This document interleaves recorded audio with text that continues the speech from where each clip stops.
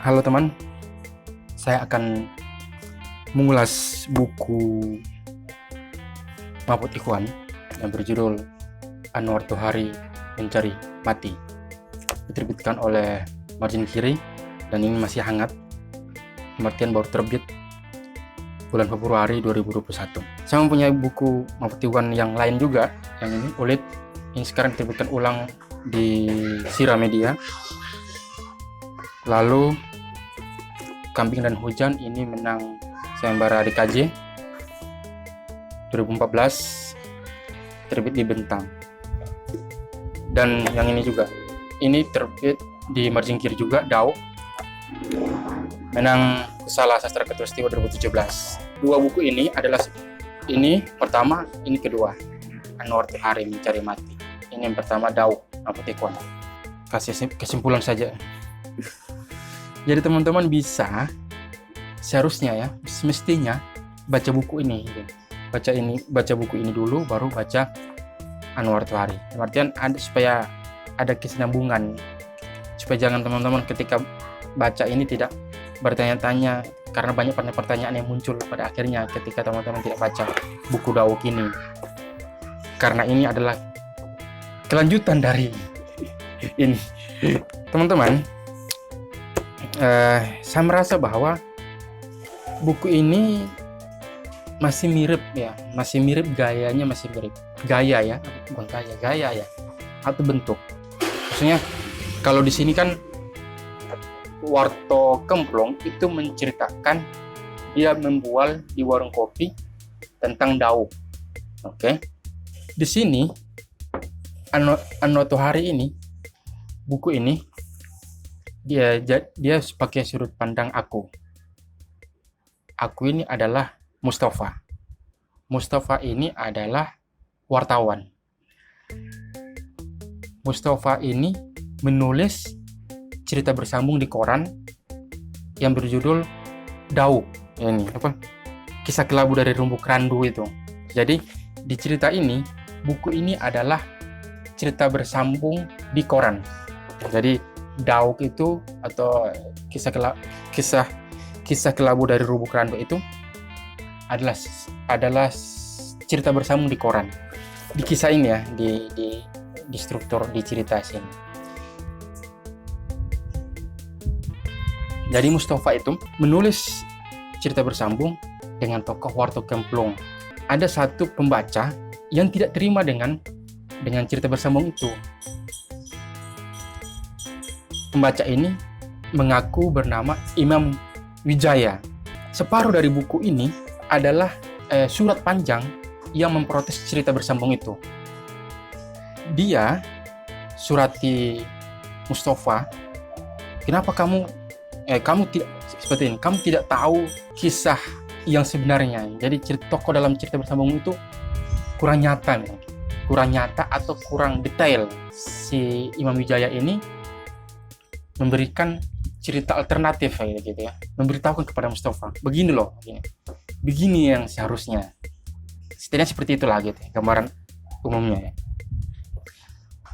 Jadi kata si Imam Wijaya bahwa tokoh Warto Kemplong yang kamu tulis itu adalah Anwar Tohari. Jadi wartomu adalah Anwarku, itu istilahnya ya. Wartomu adalah Anwarku. Jadi kalau si Mustafa memberi tokoh, memberi nama adalah Warto Kemplong, si Imam Wijaya ini memberi nama Anwar Tohari. Mereka orang yang sama itu. Anwar Tohari dan Warto Kemplong ini orang yang sama, tapi antara si pembaca dengan si penulis cerita bersambung ini, Mustafa, dan pembaca Imam Wijaya mempunyai nama yang berbeda. Imam Wijaya memberi nama tokoh itu adalah Anwar Tohari, dan Mustafa memberi nama tokohnya adalah Warto Kemplong. Nah, di buku sini juga ada pembual namanya Imam Wijaya. Dia membual terhadap penulis yang bernama Mustafa tadi. Sebenarnya ceritanya tidak spesial sebenarnya, tidak spesial. Malahan menurut saya ini lebih bagus yang Dauk ini. Mungkin ketegangannya yang kuat di Dauk ya. Kalau Cak Mahfud tidak cepat memotong, ini jadi membosankan. Kalau tidak memotong, maksudnya suratnya itu tidak terlalu panjang, misalnya terlalu panjang dia sangat membosankan. Untung suratnya hanya beberapa bagian.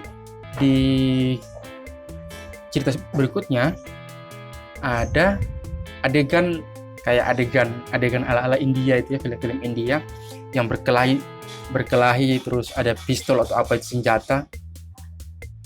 Karena di surat Imam Wijaya itu dia minta mau ketemu dengan siapa? Ketemu dengan Mustafa. Pada akhirnya di stasiun kereta itu si Mustafa ini tidak bertemu dengan Imam Wijaya, tapi bertemu dengan Hendro. Mudah-mudahan saya tidak salah, Hendro. Hendro ini ajak Mustafa naik masuk dalam mobil. Di situ ada adegan sikap menyikap lah gitu ya. Si Mustafa diikat apa semua. Mahfud Ikhwan ini di dalam buku ini dia memprotes atau mengkritik karyanya sendiri. Mungkin karena kritikus di Indonesia tidak ada ini. Kritikus Indonesia tidak ada yang mengkritik pedas Dauk ini. Jadi seolah-olah banyak pujian. Jadi ini ekosistem sastra di Indonesia ini yang menurut saya buruk ya. Maksud saya novel terus ada gitu ya. Terus puisi ada gitu, cerpen ada, tapi kritikus kurang gitu. Kita bisa hitung jari siapa itu. Mungkin yang moncer sekarang belakangan ada Sun Lee gitu ya, yang menang DKJ gitu. Atau kita dengar juga beberapa kali Bandung Mawardi menang gitu. Atau yang suka Freud itu siapa? Cep Subhan KM misalnya. Atau siapa lagi? Akademisi sastra yang di Malang juga ada. Terus UGM Pak Faruk, saya kurang dengar atau kurang baca tulisannya. Apakah dia banyak menulis di media? Kayaknya saya jarang lihat lah gitu ya. Siapa lagi penulis kritikus gitu ya? Menurut saya, atau si Martin Surajaya gitu. Itu pun Martin sebenarnya lebih tepatnya dia penulis filsafat, bukan kritikus sastra gitu. Tapi karena mungkin kekurangan kritikus, pada akhirnya dia juga masuk dan dia menang, kalau nggak salah itu di pemenang DKJ pada tahun berapa itu ya, yang memasak nasi goreng tanpa nasi gitu ya. Cak Mahfud ini di buku ini dia mengkritik karyanya sendiri itu, yaitu Dauk itu, bagaimana bahwa novel Dauk masih banyak kurangnya, mesti ditambahin, masih banyak bolongnya, sehingga harus diisi lagi, ditambah lagi. Nah, si Cak Mahfud ini mengkritik lewat karyanya ini. Coba bayangkan, ada penulis yang mengkritik karyanya sendiri dengan satu karya seperti ini. Ide-ide Cak Mahfud itu dia masukkan di Imam Wijaya untuk mengkritik sastra Indonesia, yang mana sastra Indonesia terlalu kanonisasi, terus ada kata daerah pusat, terus ada sastra dan tidak sastra, atau sastra serius dan sastra pop. Mahfud Ikhwan itu mengkritik di situ lewat tokoh Imam Wijaya yang surat panjang tadi itu. Makanya tadi kalau dia surat panjang itu tidak di-cut, membosankan novel ini. Lebih bagus buku ini daripada buku ini, menurut saya ya. Ini subjektif ya. Mahfud itu kan suka Rhoma Irama, sering lah gitu ya menyebut Rhoma Irama. Terus buku film Indianya banyak dia tulis juga. Terus dia suka nonton film India gitu, Bollywood ya. Terus suka dangdut ya. Terus suka cerita silat gitu. Gaya-gaya cerita silat, gaya-gaya film India, gaya-gaya cerita-cerita lama gitu ya. Itu ada di sini. Diramu oleh Mahfud Ikhwan. Dan menurut saya ciri khas dari Mahfud Iwan di situ.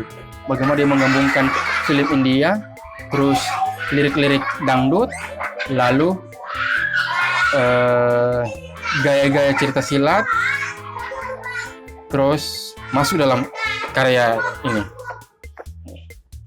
Si Mahfud juga memprotes sejarah sastra Indonesia yang tidak komprehensif menulis sejarah sastra Indonesia yang ada di Indonesia. Apakah ini berpotensi ada kelanjutannya? Sangat berpotensi. Karena di bagian terakhir itu ada clue-cluenya. Tapi apakah layak? Apakah sebaiknya dilanjutkan? Menurut saya tidak perlu. Cukup di buku sini saja. Dan menurut saya Mahfud Iwan menulis hal yang lain lagi itu. Ya, berkisah tentang desa tidak ada masalah itu. Tapi untuk meneruskan 2 kisah ini menurut saya tidak perlu lah ya. Tidak perlu. Hampir jatuh ke apa? Biasanya tuh kalau buku ke-1 bagus, buku kedua lumayan, buku ketiga biasanya jelek ya. Kekhawatiran saya buku ketiganya nanti yang jelek. Daripada jelek lebih baik tidak ditulis ya. Menurut saya kritikus sastra Indonesia kalau baca buku ini semestinya sadar gitu ya. Atau para penulis sastra, para penulis sejarah sastra Indonesia baca buku ini seharusnya sadar dengan ekosistem sastra Indonesia yang menurut saya sudah sudah tidak seimbang itu. Makanya di dalam buku ini Mahfud Iwan mengkritik itu. Malahan sebenarnya ini mengkritik tidak saja ekosistem, lebih khususnya dia mengkritik kritikus sebenarnya. Mengkritik kritikus yang tidak ada ya, yang tidak tampil di permukaan atau hanya 1-2 orang lah gitu yang ada kritiknya. Itu pun tidak mengkritik sebenarnya. Tidak mengurai kesalahan-kesalahan tapi banyak menjilat-jilat. Nah, menjilat ini kan ya kita tahu juga bukan saja di sastra, di banyak tempat mengkritik itu akan dibenci oleh banyak orang gitu ya. Mengkritik karya orang lain akan dibenci juga oleh orang lain. Biasanya kritikus itu banyak yang tidak suka itu. Itu masalahnya itu. Ya, menurut saya itu saja. Buku ini sudah tersedia di toko buku online dan toko buku daring dan toko buku luring.